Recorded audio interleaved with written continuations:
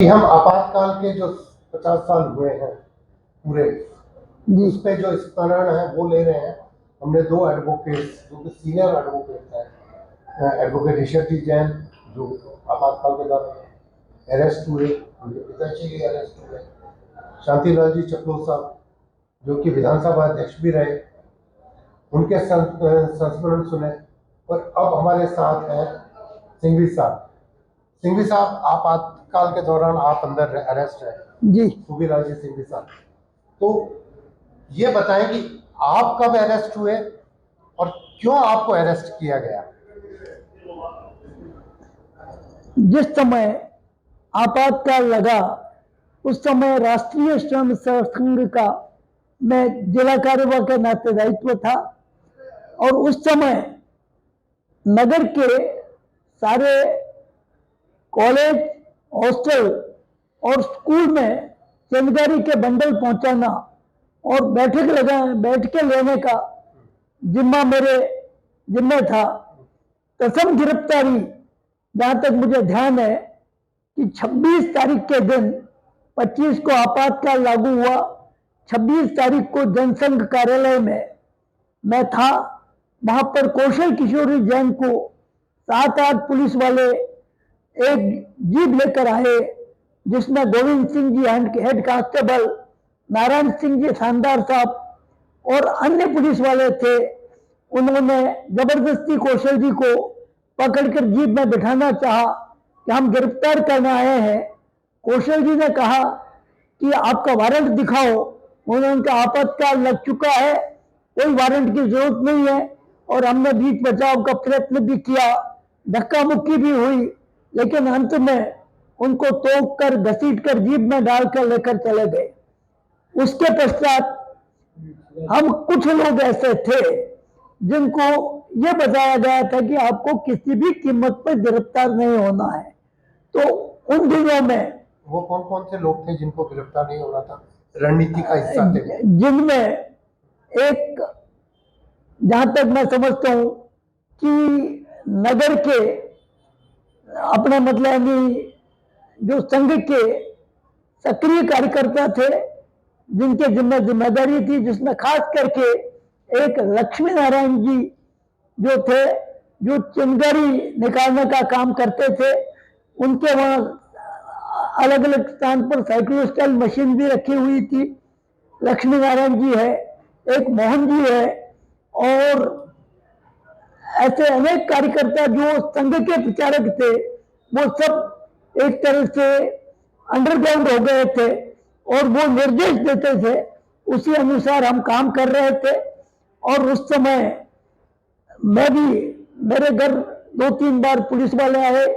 मेरी माताजी का स्वास्थ्य बहुत खराब था, तो मैं वहां से जगह बदल बदल कर कभी हॉस्टलों में, कभी अन्य स्वयं सेवकों के यहाँ रहा करता था। और मुझे ध्यान है कि संभवतः 15 अगस्त के दिन आप गिरफ्तार हुए थे, मेरा अंदाज। 15 अगस्त के दिन मैं रात्रि को कुछ स्वयं सेवकों को जिम्मेदारी के बंडल देकर आया, जिसमें डॉक्टर भरत मथुरिया और उस दिन उस आंदोलन में ऋषभ जी जैन भी थे, एक अशोक चारी था, भगवती कछारा नाई का जो एक बिल्कुल 15 साल का बच्चा था वो भी था। और यह योजना थी कि जिस समय राज्यपाल का भाषण समाप्त हो, इंदिरा गांधी मुर्दाबाद, जयप्रकाश जिंदाबाद, इनकलाब जिंदाबाद, भारत माता की जय के नारे का उद्घोष करेंगे। उस समय जैसे योग से बरसात हुई और बरसात होने से गांधी ग्राउंड के अंदर संख्या हर वर्ष के मुकाबले आधी से भी कम थी। और उस समय ये जैसे ही नारे लगे और कुछ नवयुवकों ने चिंगारी के पत्थर उछाले, नारे लगाए, भारत माता की जय घोष की, पूरे ग्राउंड का वातावरण बड़ा जबरदस्त हो गया। उस समय जहां तक मुझे ध्यान है कि ऋषभ जी, भगवती और डॉक्टर भरत मथुरिया जो आज पहाड़ी बस स्टैंड है उस तरफ पीछे की तरफ कूदे और वहां सिविल ड्रेस में पुलिस वाले थे, इनको गिरफ्तार कर लिया गया, उनको घोर यातनाएं दी गई। इन्होंने इनको पेपर को वहां बांटा था, उसके बाद नारे लगे और नारे लगने के बाद जब ये लोग कूदे, ऋषभ जी और डॉक्टर मथुरिया और तब जाके इनको अरेस्ट किया। इनको अरेस्ट कर लिया गया, उनके साथ इनको अमानवीय व्यवहार किया गया, बहुत यातनाएं दी गई। भरत जी के तो शायद इतना पिटा कि कान का पर्दा भी फट गया, मतलब सुनने की तकलीफ होगी। ऋषभ जी के साथ भी बहुत यातनाएं दी गई, भगवती को बहुत पीटा गया। उसके बाद कुछ बाल खेल से पकड़ में आते, जिसमें एक हसमुख नाम का बच्चा भी पकड़ में आया, उसको पीटा। उसने कहा कि चिंगारी का बंडल खुबीलाल जी भाई साहब ने दिया। उस समय भरत यहाँ जो दुबई एसपी सीआईडी के जो थे उन्होंने गंगाराम जी, नहीं अच्छा, उनके पीछे गजराज सिंह जी नहीं थे, दूसरे थे सीआईडी जो में थे, नाम भूल रहा हूं मैं, अभी मुझे याद नहीं था। तो उन्होंने मेरे पीछे पुलिस लगा दी, कुछ सीआईडी लगा दिए। खुबीलाल जी भाई साहब ने बंदर दिए कि खुबीलाल जी कौन व्यक्ति है, क्या इनकी तलाश करो। तो मैं इधर उधर भागता रहा। मेरे गिरफ्तार होने से कुछ दिन पहले पंडित किशन शर्मा, जो मेरा बनाया हुआ कार्यकर्ता था, मेरा घनिष्ठ मित्र और छोटा भाई था, वो मेरे घर आए और मैं मेरे घर पे पुलिस आ सकती है, पास में शक्ति रेस्टोरेंट के ऊपर मैं उनको, जहां मेरे बुआ जी का लड़का रहता था गणेश राव छाजेड़, उसके यहाँ ले गया। उसने चाय मंगाई, चाय बनाई और हम चाय पी रहे थे और 5-6 पुलिस वाले, जिसमें गोविंद सिंह जी अडमोरी भी थे, कुछ पुलिस वाले थे, वो आए और मुझे कहा कि खूबू दादा चपलोद साहब को ले गए, उसी दिन आ जाता तो आज हमें तकलीफ नहीं होती। लेकिन मेरे मन में यह ध्यान था कि संघ के अधिकारी ने कहा है कि गिरफ्तार नहीं होना है, तो मैं तरकीब से वो अंदर बैठकर पानी पिलाया और उसके बाद छज्जे पर कूदा। और बापू बाजार में छज्जे एक दूसरे से मिले हुए हैं, तो एक मेरे छज्जे पर होकर, मतलब उस शक्ति रेस्टोरेंट के छज्जे से मेरे छज्जे पर गया, मेरे घर में कूदा और मेरी माँ को कहा मैं जा रहा हूं, कब आऊंगा पता नहीं। और मैं पीछे नेहरू बाजार के रास्ते निकल गया और भंवर जी शर्मा के घर, जिनके पिताजी कन्हैया जी थे, वो मेरे साथ कारोबार रहे, उनके घर चला गया और 2-3 दिन वहीं रहा। उसके कुछ दिन बाद मैं वापिस आया, बंडल बांटता रहा। 14 नवंबर की बात है, उस दिन मेरी पता लगा कि माँ की तबीयत ज्यादा खराब है, तो माँ को पूछने गया और कहा कि अब मैं जा रहा हूं और कब आऊंगा पता नहीं, आप चिंता मत करना।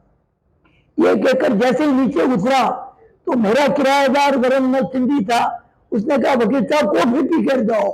मैंने कॉफी का घूंट लिया और घूंट लेते ही मतलब नहीं 8-10 पुलिस वाले आ गए और आकर मुझे घेर लिया।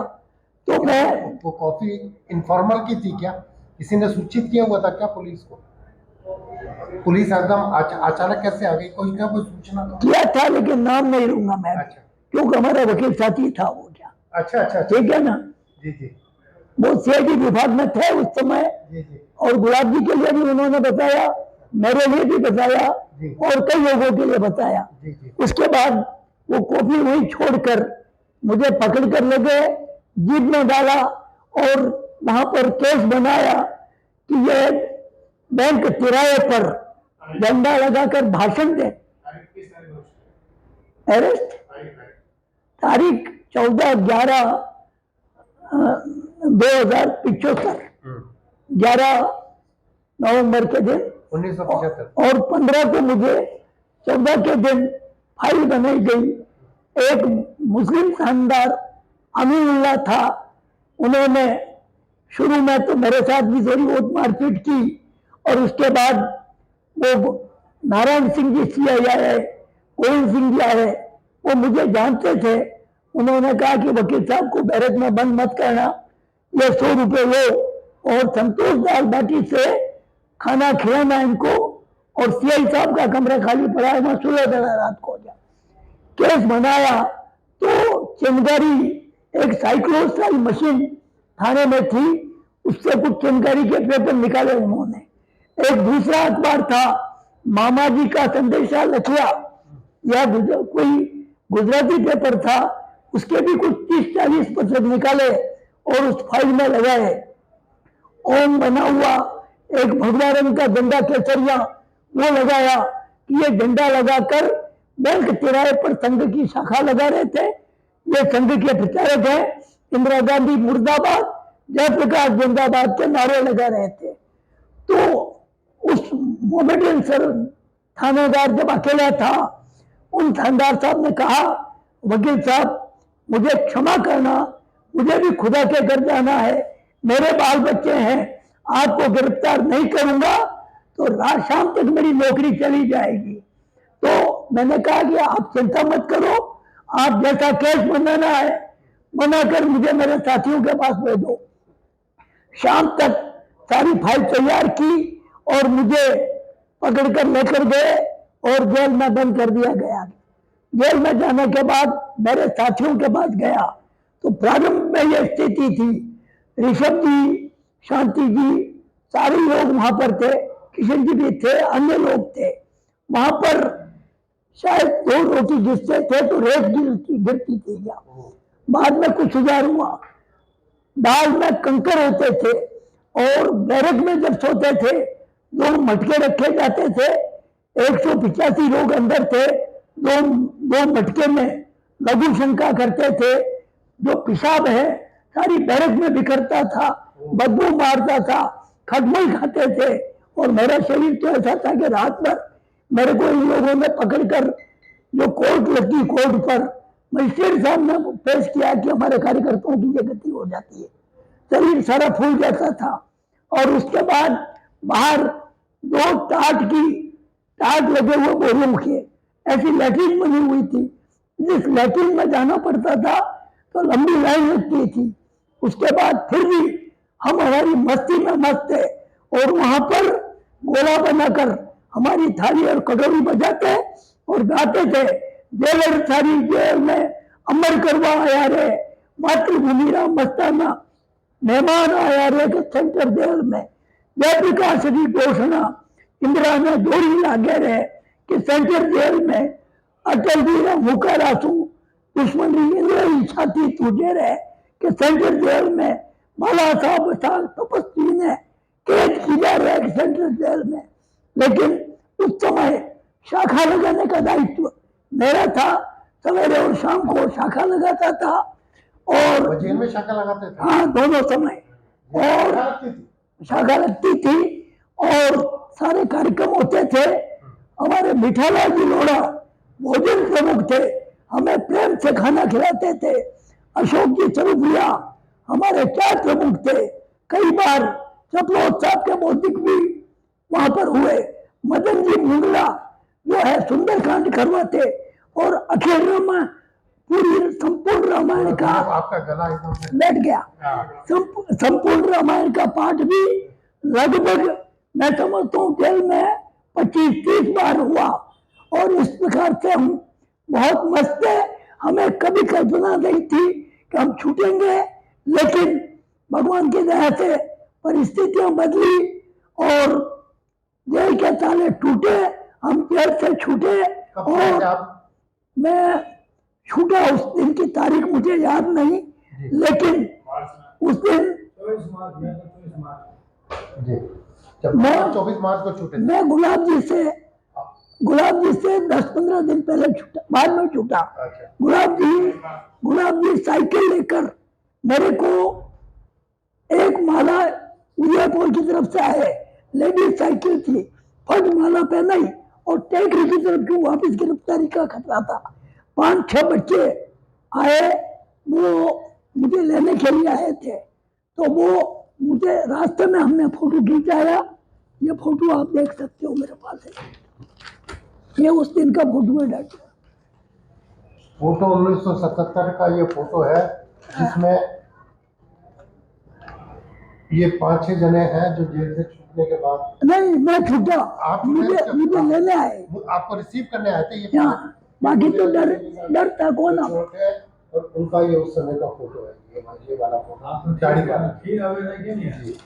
हैं? तो अब आप ये बताएं सर कि जब जेल से छूट गए आप और उसके हाँ। बाद इलेक्शन भी हो गए, सब कुछ हो गए, कोई ऐसी त्रासदी जो आज तक आपको कचोटती है कि ये त्रासदी बहुत भयानक थी हमारे साथ, कोई ऐसी घटना, कोई ऐसी त्रासदी?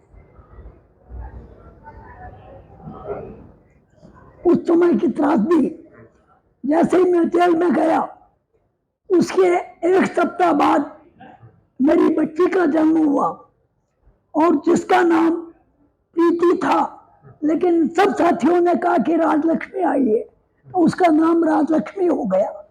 और मेरी माँ बहुत बीमार थी। उसके बाद जेल जीवन में मैं अंदर था और लंबे समय तक जेल में बंद रही, और मेरे जाने के बाद भी घर में 2-3 बार पुलिस आई, उसने तलाशी ली। संघ साहित्य, डॉक्टर साहब गुरुजी का चित्र, महाराणा प्रताप शिवाजी के चित्र, और पूजा में रखी हुई एक तलवार, और मैं बाल कवि होने से कुछ कविताएं लिखता था, तो 150 के लगभग कविताएं लिखी हुई वो डायरी भी उठाकर ले गए, जो मुझे आज तक प्राप्त नहीं हुई। ये थे खुबीलाल जी सिंघी साहब, जिन्होंने आपातकाल के दौरान जो उनके साथ घटनाएं घटी, जो त्रासदी उन्होंने सही, जो मानसिक प्रताड़ना सही, उनके बारे में बताया। आज हमने 3 एडवोकेट, ऋषभ जी जैन साहब और शांतिलाल जी चटलोत साहब और खुबीलाल जी सिंघी साहब से बात की, और ये जानने की कोशिश की कि आपातकाल के दौरान उन्होंने किस तरह की वेदना को और मानसिक संताप को भोगा। बहुत बहुत धन्यवाद, फिर मिलेंगे।